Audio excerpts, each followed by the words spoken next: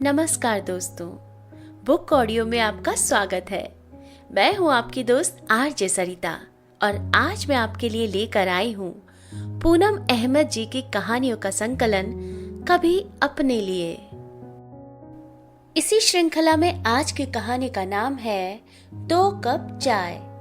तो बने रहिए मेरे साथ और सुनते रहिए बुक ऑडियो। जिस दिन मैं मुंबई से दिल्ली अपने मायके पहुंची, उसी दिन मेरी अभिन्न सहेली रेखा ने फोन पर दुखद समाचार दिया कि सरिता आंटी के पति मोहन अंकल नहीं रहे। यकीन तो नहीं हुआ, पर सच तो था ही। आंटी जब घर का सामान लेने गई थी, अंकल का हार्ट फेल हो गया था। माँ ने जब मेरे चेहरे की गंभीरता का कारण पूछा, तो मैंने उन्हें आंटी के बारे में बताया। आंटी हम 10 महिलाओं की किटी ग्रुप की सबसे उम्रदराज महिला है। आंटी अंकल अकेले ही रहते हैं। उनका इकलौता बेटा पवन अमेरिका में ही कार्यरत है।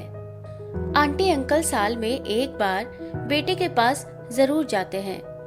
हम सबके लिए आंटी की लाइफस्टाइल एक प्रेरणा है। सुबह शाम सैर, घूमना फिरना, खाना पीना, पत्रिकाएं पढ़ना, हमेशा खुश रहना। आंटी जीवन में हर चीज का आनंद लेते हुए हमें शांत और खुश रहने की प्रेरणा देती रहती हैं। उनका कहना है कि हर आयु का अपना आनंद है, हर स्थिति का एक सुख है।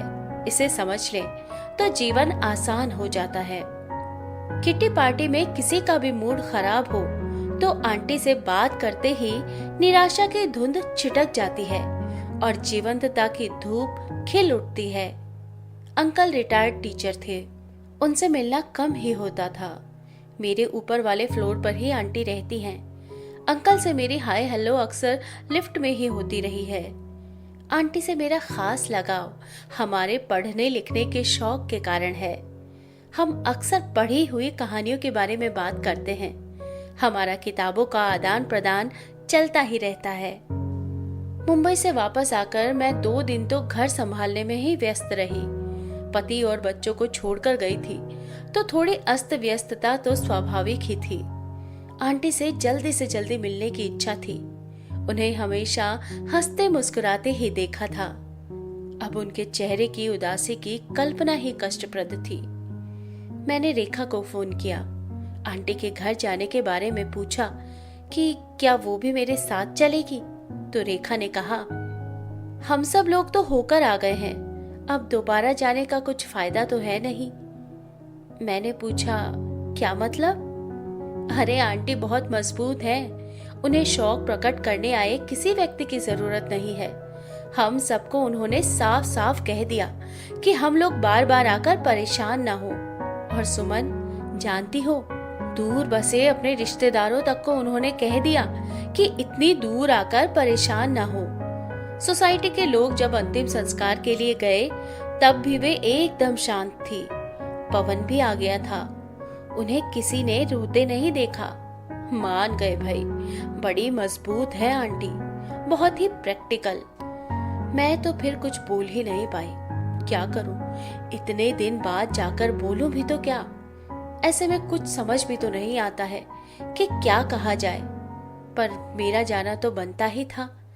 मैंने कुछ और सहेलियों से भी पूछा कि क्या किसी को आंटी से मिलने जाना है।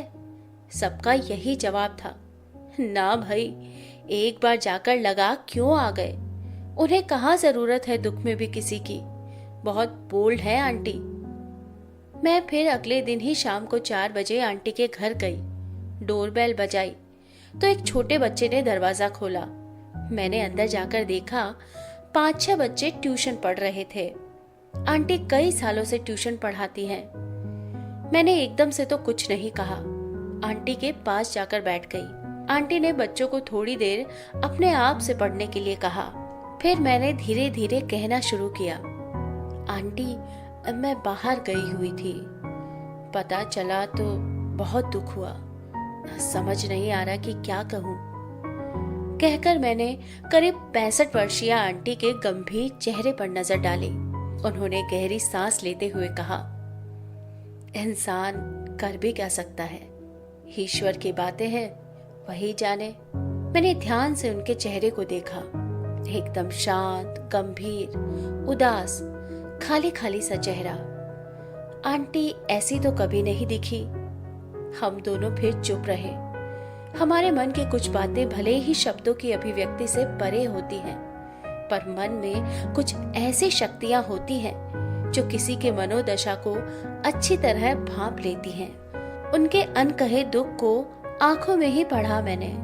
फिर मैंने कहा, आंटी, आपको किसी भी चीज की जरूरत हो तो फोन कर दीजिए, संकोच मत कीजिएगा। हाँ, थैंक यू सुमन। बच्चे पढ़ने के लिए इंतजार कर रहे थे। बेचैनी से पहलू बदल रहे थे। मुझे उठना ही ठीक लगा।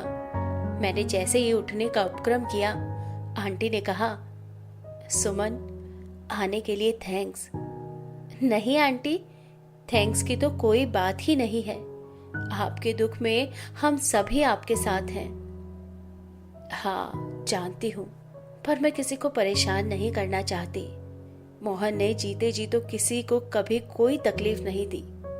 अब उनके जाने के बाद किसी को परेशान करने, तकलीफ उठाने के लिए क्या बुलाना।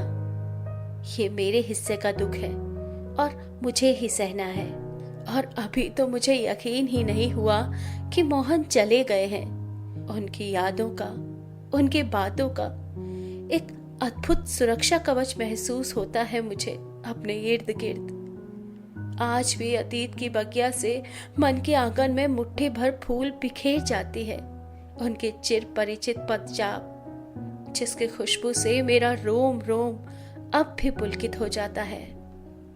आज भी रोज सुबह मुझसे अनजाने में ही चाय भी 2 कप बन जाती है। मेरा संवेदनशील मन अथाह वेदना से कराह उठा। इस बात के मर्म ने मेरे दिल को ऐसे छुआ कि मेरी आंखें स्वतः ही भरती चली गई, जिसे महसूस करके आंटी ने मेरा कंधा थपथपा दिया। उनके स्नेहिल स्पर्श को महसूस कर मैंने उन्हें देखा। लगा आंखों से ही मानो मौन ही मुखर होकर भावनाओं को बांच रहा हो। आंटी, चलती हूँ। बच्चे पढ़ने के लिए आपका इंतजार कर रहे हैं। फिर आऊंगी, कहकर मैं घर जाने के लिए निकल पड़ी। बहुत भारी हो गया था मन। उनके 2 कप चाय वाली बात ने ही उनके दिल का गहरा राज, सारी उदासी खोल दी थी। कभी कभी हम किसी के प्रति अनजाने में ही कोई भी धारणा बना लेते हैं। हमें एहसास ही नहीं होता कि सामने वाले इंसान के दिल में क्या चल रहा है। वो अपने दुख को सहने के लिए कितनी मेहनत कर रहा है। पर मेरा मन भी आत्मग्लानि से भर उठा था। मैं सोच रही थी, हम स्त्रियां हैं, स्त्रियों की बातें क्यों नहीं समझ पाती? क्यों एक दूसरे के प्रति इतनी असंवेदनशील हो उठती है? आंटी को तो यकीन ही नहीं हो रहा है कि अंकल नहीं रहे। अंकल तो उनके पास है। फिर वे शौक प्रकट करने वालों के साथ समय बिताकर अपने इस एहसास को क्यों खत्म करे? कुछ बाल हट ही होता है ऐसे पलों का, यादों में डटे रहने का। अंकल तो उनके पास है, उनके साथ है। रोज सुबह 2 कप चाय यूं ही तो नहीं बनती ना।